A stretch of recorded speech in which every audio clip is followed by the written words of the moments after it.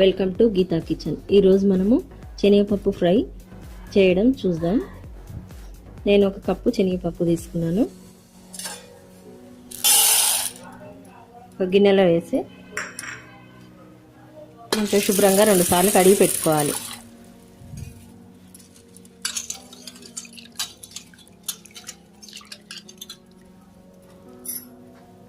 ఇప్పుడు పప్పును శుభ్రంగా 2 సార్లు కడిగి పెట్టిన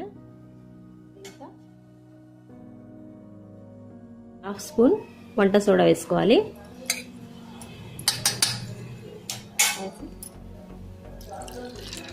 నీళ్ళు ఎక్కువ పోసి నానబెట్టి పెట్టుకోవాలి. ఒక 6 గంటల పాటు నానబెట్టాలి.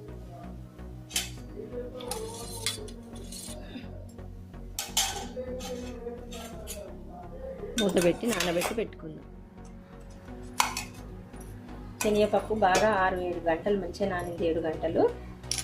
ఇప్పుడు దీన్ని బాగా శుభ్రంగా కడుక్కుందాం. మళ్ళీ 2 సార్లు.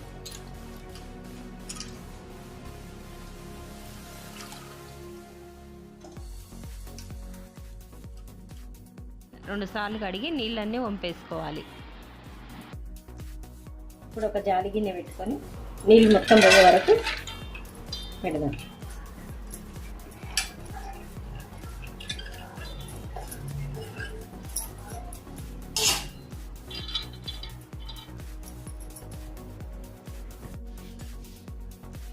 జాని గిన్నెలో వేయడం వల్ల నీళ్ళు మొత్తం పోయినాయి. ఇప్పుడు కాటన్ క్లాత్లో వేసి ఎండబెట్టుకుందాం.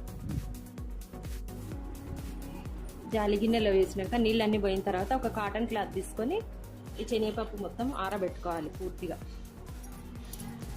ఎండలో పెట్టొద్దు, పూర్తిగా నీడకి ఎండబెట్టుకోవాలి. కాటన్ క్లాత్ వేసేయడం వల్ల నీళ్ళు మొత్తం పీల్చుకుంటుంది. పొడి పొడిగా అవుతాయి మంచిగా.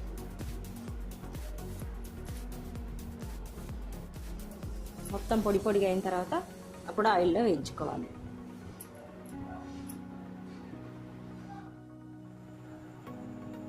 పప్పు పూర్తిగా ఎండిపోయింది. ఇప్పుడు ఆయిల్లో వేయించుకుందాం.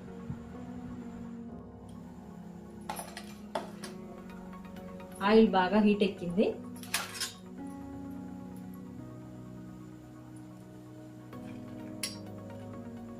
ఇప్పుడు కొద్ది కొద్దిగా ఈ జాలీలో వేసుకొని వేయించుకుందాం.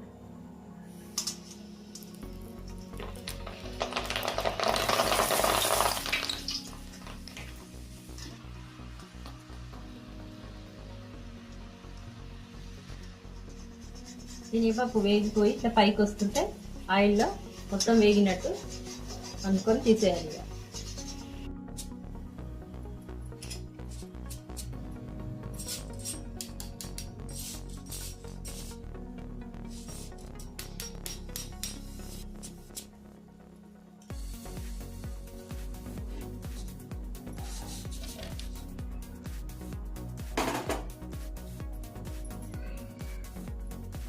వేయించేటప్పుడు ముందు బాగా ఆయిల్ వేడివ్వాలి. ఆయిల్ వేడైన తర్వాత సిమ్లో పెట్టుకోవాలి. సిమ్లో పెట్టుకున్న తర్వాత శనగపప్పు వేసుకోవాలి. వేసి నిలబెట్టాలి. వేయించిన ప్రతిసారి ఇట్లనే చేయాలి.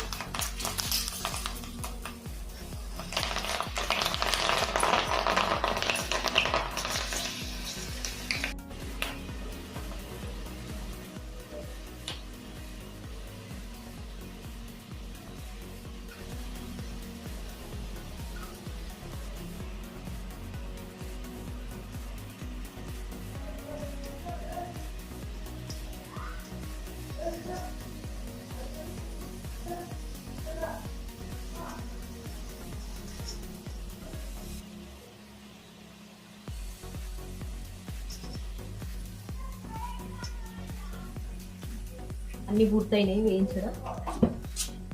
స్టవ్ ఆఫ్ చేస్తాం.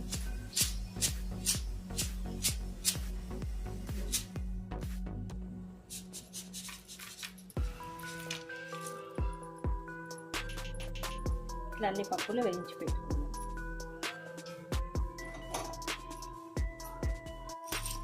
ఇట్లా ప్లేట్లో టిష్యూ పేపర్ వేసి పప్పులు వేయడం వల్ల వేయించినవి మిగిలిన ఆయిల్ అంతా అబ్జర్వ్ అయిపోతుంది. వేయించిన ఈ శనగపప్పులో chaat masala 1/2 spoon, amchur powder 1/2 spoon, ఉప్పు పావు స్పూన్, కారం పావు స్పూన్ వేసి కలుపుకుందాం. ఇవి వేసి కలపడం వల్ల చాలా టేస్ట్ వస్తుంది.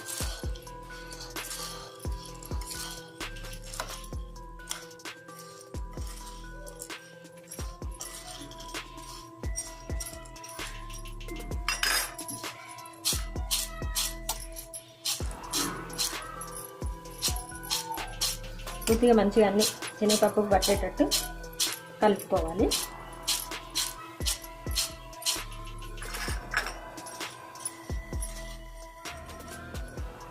శనగపప్పు ఫ్రై రెడీ అయింది. ఈ శనగపప్పు ఫ్రై ఎయిర్ టైట్ డబ్బాలో వేసి పెడితే 2 నెలల వరకు నిల్వ ఉంటుంది.